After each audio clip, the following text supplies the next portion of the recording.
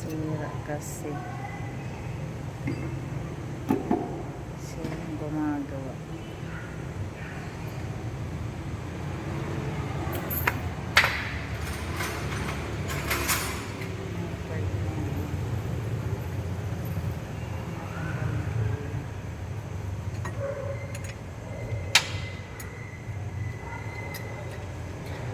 Tapos yung area dito napakadilim pa.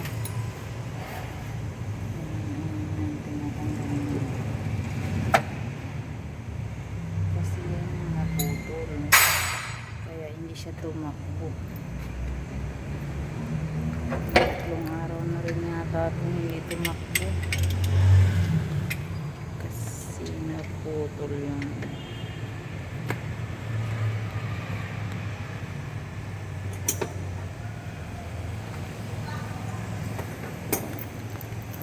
sakit na nagkagatan lamok.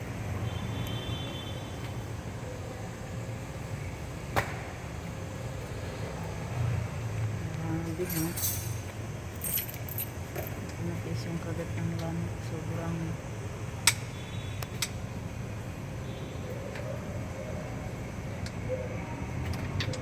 nag-flashlight siya kasi madilim, kaya natin dito madilim.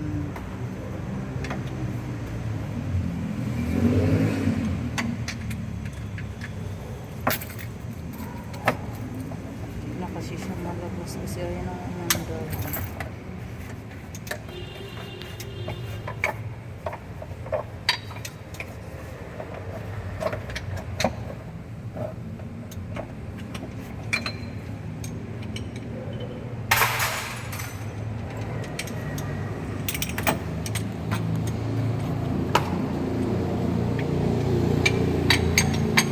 Kumakain yung alaga dito.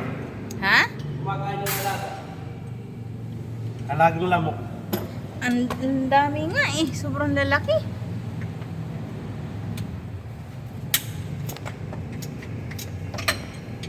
Ano man yan?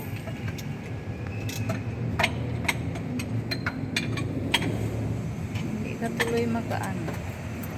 Nakapokus ng tayo. Sobrang lalaki ng lamok.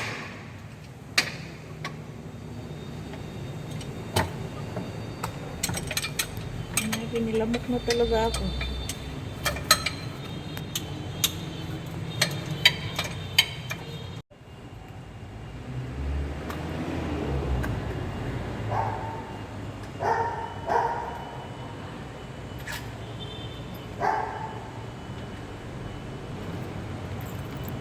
Ito yan guys. Ito yung sasakyan. Kita ba?